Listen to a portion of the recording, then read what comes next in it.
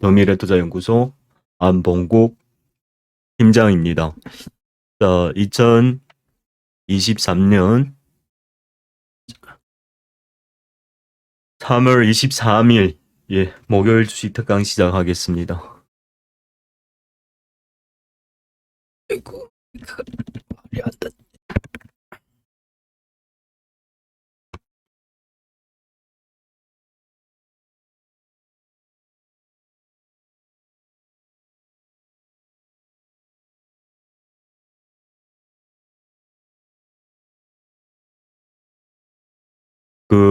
낮에도 방송을 했었는데요.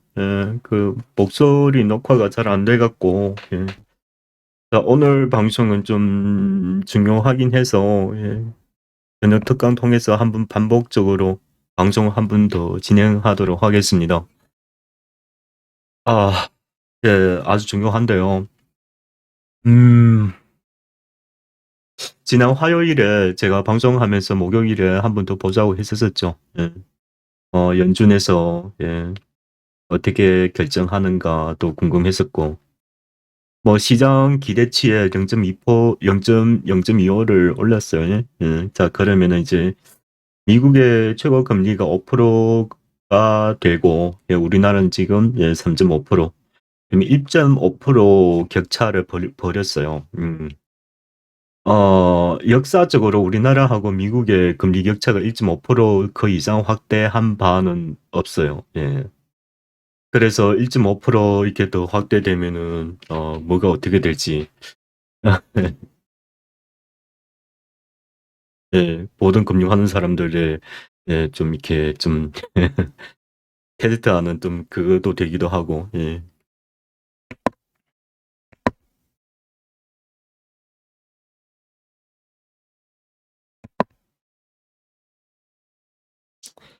그래서 한번 지켜봅시다. 모두가 어떻게 될 것인지. 일단 좋은 일은 없겠죠. 금리 격차가 계속 늘어날수록 우리나라 경제 상황이 좀 대외적으로 빨리 반응하는 그런 경제 체제에 접해져 있어서 좀 금리 차에 좀 민감해질 수가 있어요. 위기가 파동이 만약에 발생한다면은 우리나라 환율이 제일 먼저 급락하죠. 아무튼 우리 정신은 외국 사람의 ATM 기기죠. 돈 들어왔다 나왔다 들어왔다 나왔다. 우리나라는 참 이제 좋은 사업가들 많으신데, 외국 IB들만 전의를 해주는 것 같아요. 그래서 저는 여하튼 작년부터 금융위기를 계속 부단히 설명해 드렸었고, 제가 이렇게 계속 일찍 얘기 말씀해 드리는 건 물론 제 말이 틀릴 수도 있고 맞을 수도 있긴 하는데, 일단 방어를 치면은 틀림이 없다는 거죠. 방어를 치는 것은. 그러니까 경제가 지금 바로 돌아온다는 것은 거의 불가능하다고 보시면 돼요. 그렇다고 해서 금융위기 무조건 온다는 100% 장담은 못하다만, 근데 어느 쪽으로 확률이 높다 하면은 금융위기가 들어올 확률이 높다. 그거죠.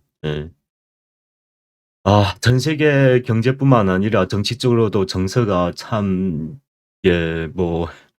역사적으로 없던 시기라 누구도 단정지어서 얘기는 할 수 없는데, 근데 한 가지는 확실하죠. 뭐요?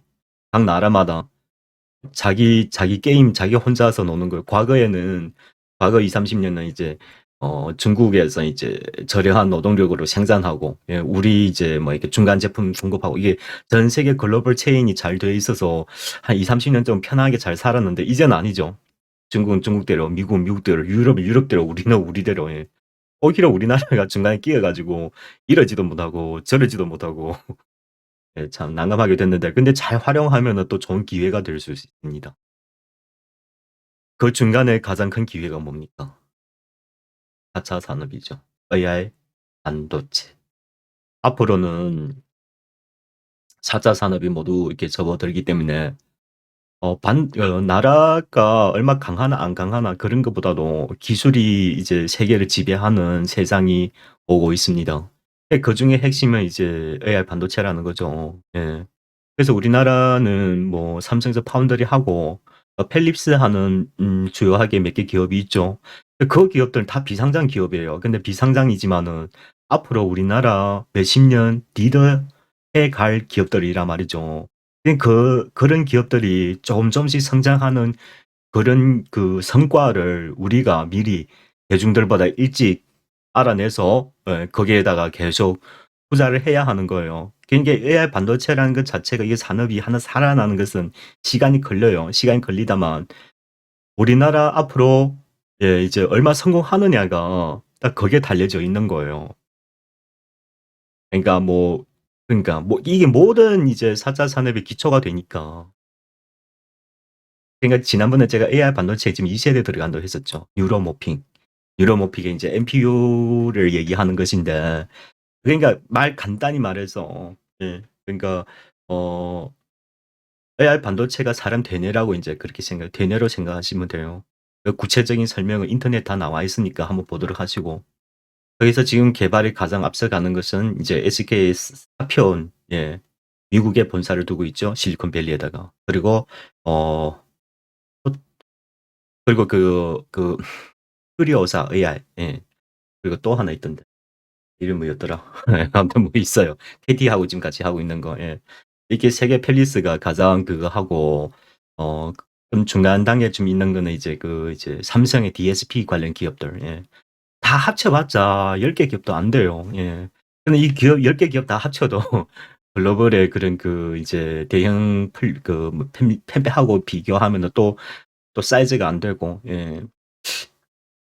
제 생각인데요. 어차피 삼성에서 실태 반도체를 키우려면 팹리스를 키워야 돼요. 키워야 하니까 그 대외로 여러 가지 외교 정책이 많이 가로막혀 있어서 국내에서 키우는 게 가장 좋다고 저는 생각이 되고.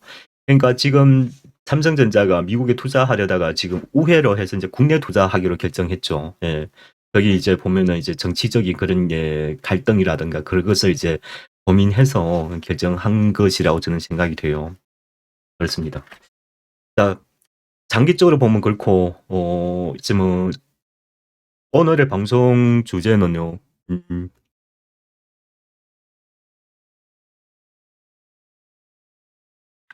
최근에,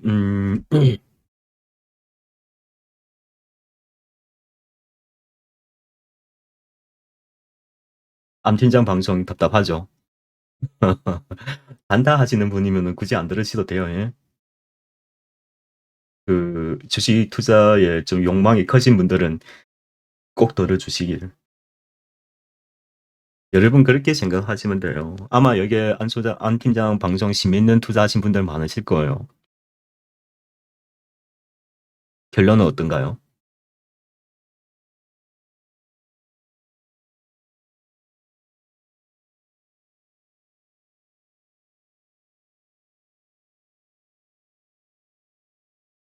이걸 먼저 유럽을 먼저 좀 설명드리고, 간단하게 설명드리고, 그러면 진행하도록 하겠습니다. UBS에서 CS를 이제 인수하는 과정에 CS가 크레디트 스위스를 얘기하는 거예요. 파산됐죠. 그냥 파산 단계까지 왔죠. 그래서 이제 스위스 정부나 유럽의 그런 이제 군유를 인해 가지고 어쩔 수 없이 억지로 인수를 한 거예요. 인수하는 과정에 지금 나오는 소식들 들어보면 처음에 UBS가 CS 인수하는데 10억 달러 제시했대요. 완전 끔값이죠. 이렇게 CS가 전체 자산이 5천억 달러가 넘어요. 10억 인수한다니까. 그러니까 그만큼 그 안에 이제 부실 채권이 많다는 뜻이겠죠. 아무래도. 어, 그렇죠.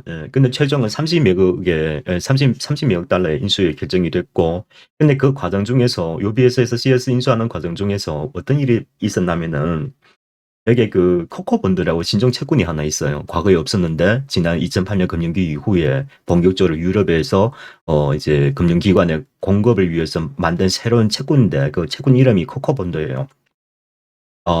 이게 CSS가 173억 달러가 있었어요. 근데 뭐냐, 이 채권 이름 AT1이에요. AT1인데 이 채권을 모두 상각시킨다. 그러니까 뭐냐면은 그 채권이 모두 휴지 조각으로 돼버린 거예요. 그러니까 채권을 면제시켜 줬다는 거죠. UBS도 CS를 이렇게 안으려면은 그만큼 좀 우량 재산이라든가 그것을 이제 계산을 해야 되지 않습니까? 그러니까 나쁜 자산은 좀 이렇게 털어줘야 내가 인수할 그 생각을 해보겠다는 그런 전제 조건이 아무래도 있었겠죠. 그게 결정되고 나서 그게 170억, 그 CS에서는 173억 달러인데 이게 전체 유럽 지역에서 얼마를 발행했냐면 2,750억 달러를 발행했대요. 그러니까 CS의 173억 달러는 그냥 빙산의 일각일 뿐이죠. 와, 그리고 나서 그날 저녁부터 뭐가 발생했냐면은 그러니까 사람들은 이거죠. 투자자의 시장을 포기하고 시스템을 보호하자는 거죠. 시장을 포기하고 시스템 무너지면은 금융위기가 터지니까 더욱 중요하죠. 국가 입장에서. 그러니까 시스템 지키면서 시장을 이제 배신하는 거예요. 그렇게 되는 거죠. 어쨌든 금융기관은 CS는 유동성 위기 때문에 부실 자산 때문에 이렇게 발생한 것인데 고금리로 인해 가지고. 근데 여러분 아시다시피 다음 주에 유럽의 물가 또 발표가 되는데 예상 뭔가 소비자 물가가 역시 8%예요, 아직도. 유럽 금리가 3% 넘게 올랐죠. 아직도 8% 군에 미국보다 더욱 심각합니다. 물가 상승이. 그러니까 그거죠. 금리는 계속 올려야 돼요. 유럽에는 지금 상황 보면은. 그러면은 다음에는 또 다른 은행에서 또 유동성 문제가 충분히 발생할 수 있다는 거죠. 그러면 뭘 가장 먼저 그러니까 저 신종 채권을 가장 먼저 팔아야 되겠죠. 현금화 시켜 놔야 되겠죠. 그러면 진짜 그로 인해 가지고 채권들이 다 이제 정부의 채권을 못 묻겠다는 뜻이죠. 전부 다 이제 현금화 시킨다고 지난 한 주 동안은 억수로 폭등해 버렸어요, 채권 금리들이. 음. 자, 여기까지는 이렇게 된 거예요. 이게 단순히 파동 올라갔다가 요 이틀에는 이제 연준에서 금리를 올리는 관계로 해서 금리가 또 다시 회복이 됐어요. 경제 침체에 대한 이제 불안감이 또 지속되다 보니까 어쨌든 유럽에서는 지금 상황으로 보면은 금리 회복 채권 파동이 앞으로 지속될 것이 지금 일단의 판단이에요. 물가가 아주 상당히 높으니까. 그래서 유럽의 피벗은 언젠가 안 보여요. 안 보여. 미국은 지금 5%잖아요, 금리가. 유럽은 지금 3.몇 프로인가. 충분히 또 발생할 수 있어요. 근데 이게 단순히 유럽만의 문제가 아니라는 거죠. 이게 금융시장의 이런 일련의 이제 파동은요, 전파되는 거예요. 물결처럼. 촤촤촤 이런 식으로. 나비 효과를 하죠. 금융용어로는. 네, 그로 인해 가지고 다 영향을 받게 되어 있어요. 좀 빠르나 늦나 그런 차이죠. 결론은 뭐냐면은 경기가 안 좋은데 물가는 높고 그러면서도 물가 잡기 위해서 금리를 계속 올려야 되고 경기 침체는 정부에서 손볼 염려가 없어요. 그러니까 정부에 이제 쓸 카드가 없다는 거죠. 어. 제가 좀 개별 종목을 몇 개 말씀드리도록 할게요. 예. 나라 AMD.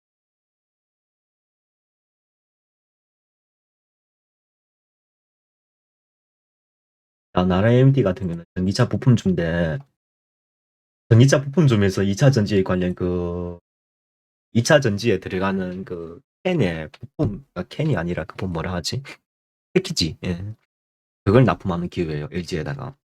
근데 사람들은 다 이게 전기차 부품주만 전기차 차량의 금형을 이제 전기차 금형을 만드는 기업인데 실제 안에는 거기 이제 매출의 45%예요. 예. 2차 전지 패키지 부품을 양산하는 것도 매출의 40% 차지해요. 그래서 이걸 그러니까 전부 다 전기차에 관련 산업을 하고 있다고 보시면 돼요. 이처럼 아직 시장에서 발각이 안 된 거잖아요. 따뜻하고. 그리고 이거 전기차 수요도 되잖아요. 그렇죠? 이런 것은 아직은 잠재적 가치가 높죠. 주로 주가 위치가 보면은 여기서 시세를 냈고 여기서 기간 조정 들어가고 여기서 이제 가격 조정을 다 충분히 받고 나서 기간 조정 들어가는 거는 투자해 보셔도 됩니다. 예. 크게 리스크가 없습니다. 하나도 없다는 것이 아니고 리스크가 작다는 거죠. 그리고 요즘에 여러분 요즘에 로봇이 핫하지잖아요. 그 사람들은 뭐 LG하고 삼성밖에 몰라. 아니에요. 로봇 사업에 가장 많이 투자하고 가장 많이 전도하는 그룹이 현대예요, 현대. 현대가 가장 먼저 진출했어요.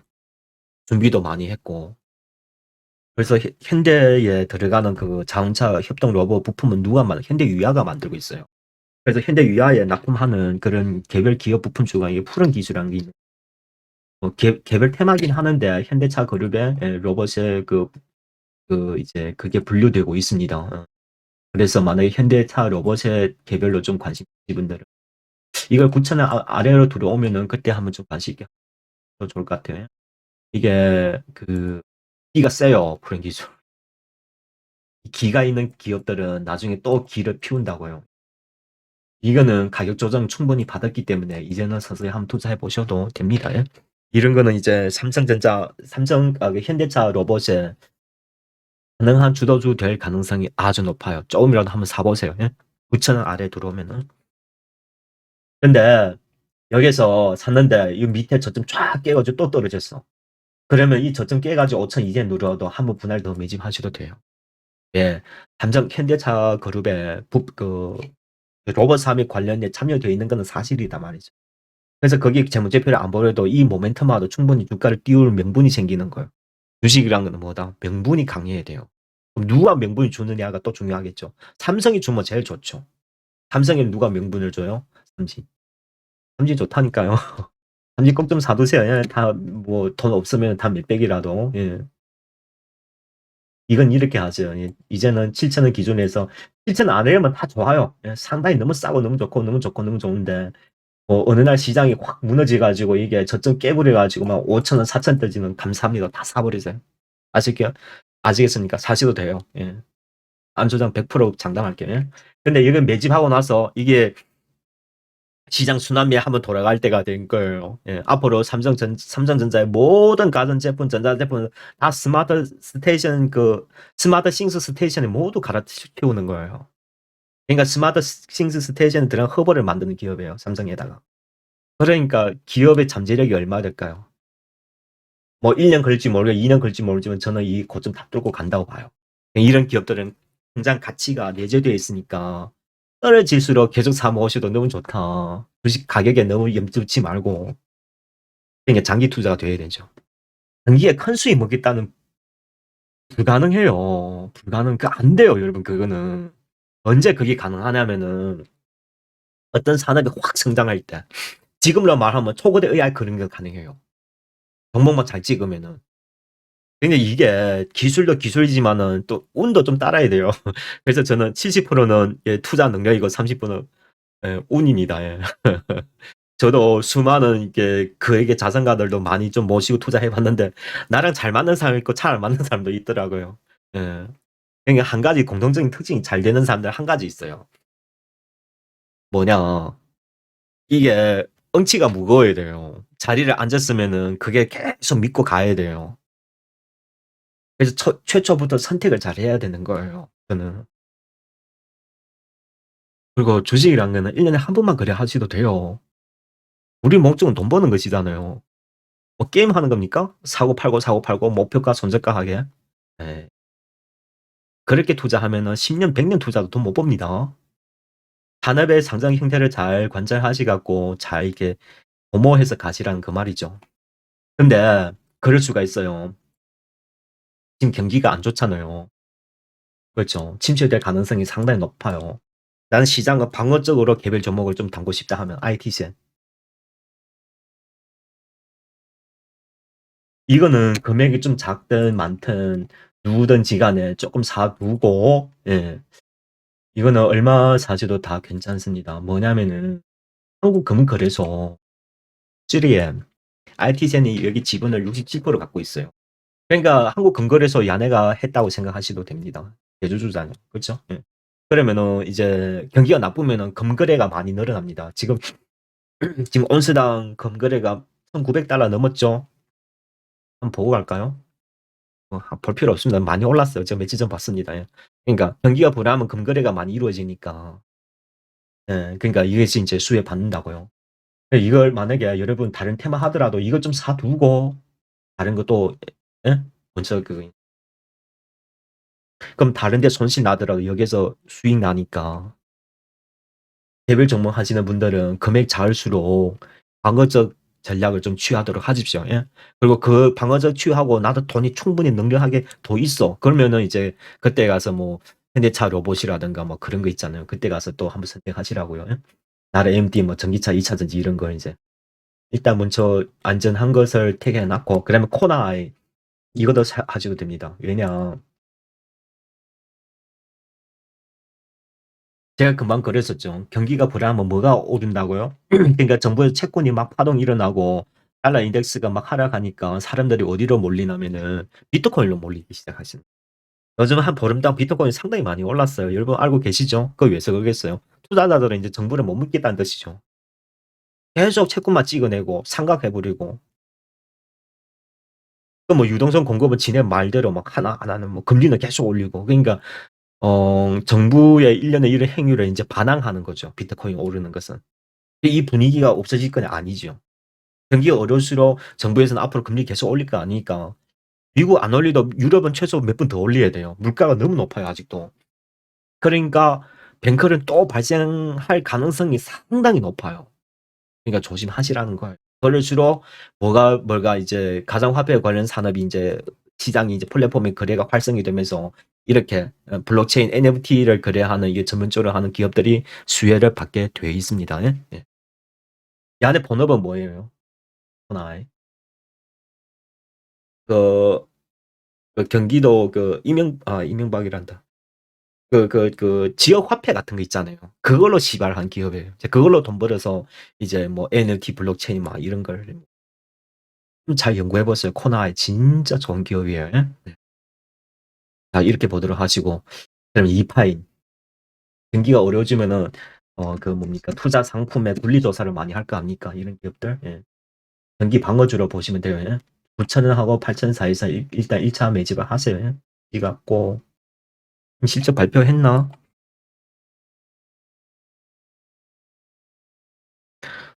발표했네요. 올해 실적 작년보다 조금 안 좋네요.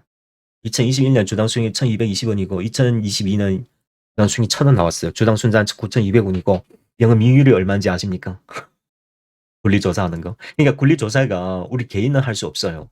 그러니까 금융회사의 보험회사라고 생각하시면 돼요. 영업이익률이 32%예요. 경기가 안 좋으면 권리조사가 업무량이 더 확대가 됩니다. 그래서 돼요. 예? 예. 9,000원이면은 8, 9,000원이면은 상당히 싼 거예요. 이게 신규 상장이라 시세가 남바가 없어요. 이게 이제 시장에 이제 어느 순간 되면은 주목받기 시작할 거예요. 근데 이게 해서 매집했는데 이 저점 깨 7,000 아래 떨어져 6,000원, 5,000원 됐다. 그럼 더 사세요. 왜냐? 권리조사하는 기업, 상장 기업이 하나밖에 없어요, 지금. 독점 기업이에요, 독점 기업. 이런 거보다 더 좋은 게 어디 있습니까? 예. 그러니까 분할 매집하세요. 예? 경기가 어떻게 되든지 간에 불안해질수록 더 수혜받는 구조를 갖고 있으니까.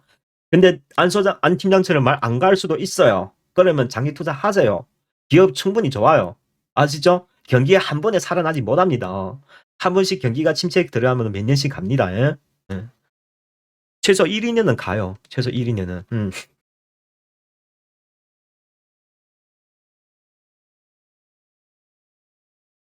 그리고 낮에 또 한 번 더 말씀드렸었는데 개별 정보 하나 또 하나 말씀드릴게요. 요즘에 이거는 개별 기업입니다. 예? 뭐 경기 뭐 그런 상황. 애블 CNC라고 있는데 그 금액 작은 회원들은 좀 이게 작은 금액으로 좀 이렇게 2차 전지 사지 말고 이런 걸 좀 한번 관심 있게 한번 투자해 보세요. 이게 애블 CNC 뭐냐? 아시죠? 우리나라 전통 그 화장품 회사라는 거. 애블 CNC.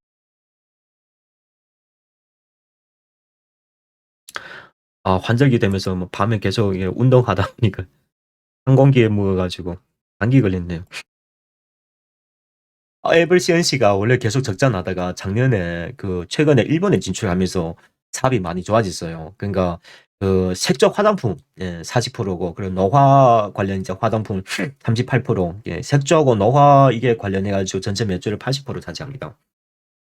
야네가 원래 2022년도 마이너스 1,600원 단기 주당 순이익이 올해가 흑자로 전환이 됐어요. 2022년 일본의 뭡니까 화장품의 매출이 증가하면서 95원 많지는 않지만은 주당 순장 4,700원이고 영업이익률 4%. 예.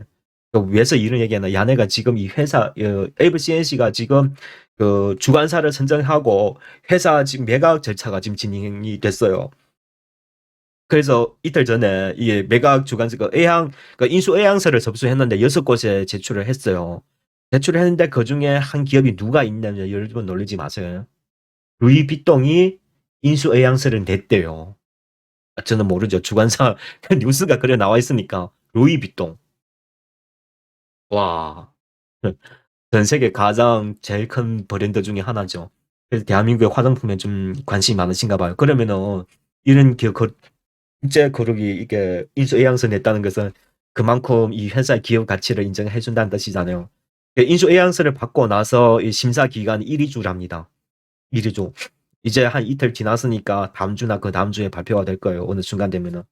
그래서 발표하기 전에 이제 좀 이렇게 그 7,000원 아래면 되겠네요. 예? 7,000원 아래에서 이렇게 좀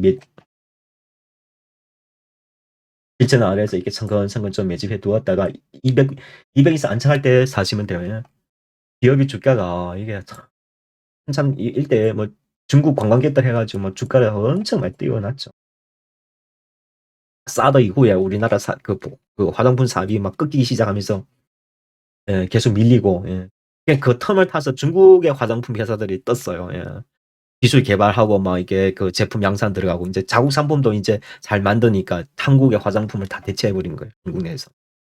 그러다 보니까 우리나라 화장품이 이제 확 죽은 거예요. 이제 그러고 인해서 이제 해외로 이제 눈 돌리기 시작했어요. 미국이나 뭐 일본이나 지금 우리나라 화장품 중동까지도 진출해요. 뭐 규모는 많지 않지만은 예. BTS로 해가지고 좀 일정 성과는 나고 있어요. 예. 작년부터 이제 일본에서 한국 화장품이 매출이 껑충 뛰었습니다. 예.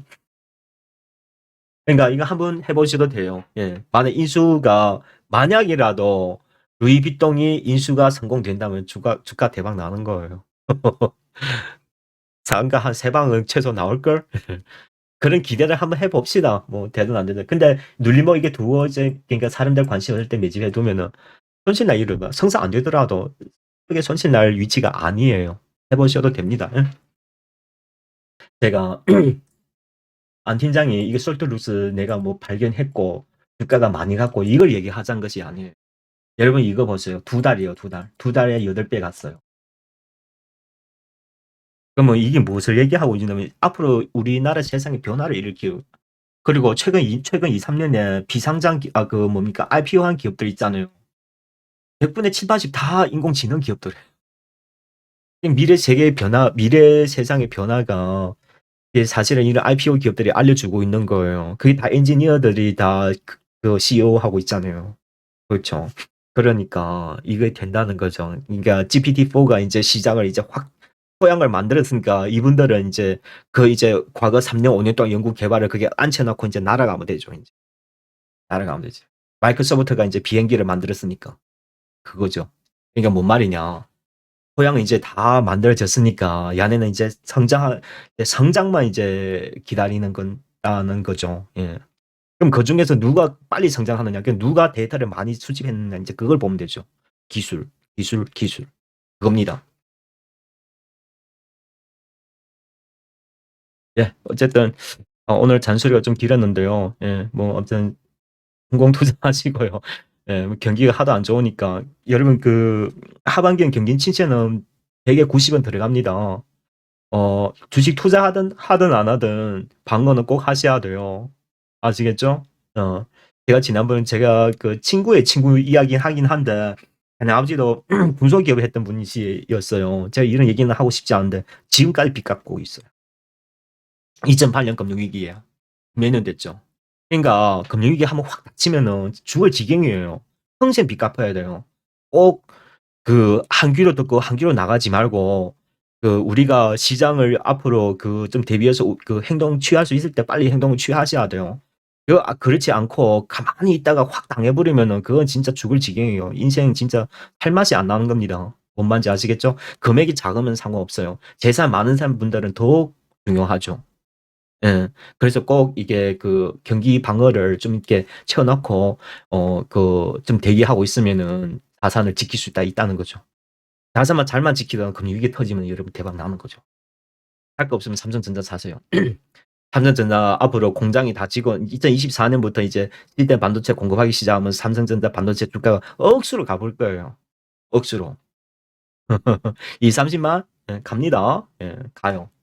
할 거 없으면 삼성전자 사세요. 그때 지금은 아직도 비싸요. 지금은 아직도 조정 구간이라서 지금 진입할 때는 아직은 아니고 예, 최대 위기가 닥쳤을 때 그때 진입하시면 됩니다. 아시겠죠? 여기까지. 예. 오늘 방송에서 여기에서 마감하겠습니다. 그리고 그 금리는 일단 1단계 끝났으니까 뭐 앞으로 상황 좀 더 지켜보자고요. 근데 절대 좋을 일은 없을 것 같아요. 다음 주에 유럽에 이제 소비자 물가가 나와요. 예. 전망치가 8.2%예요. 아주 너무 높아요.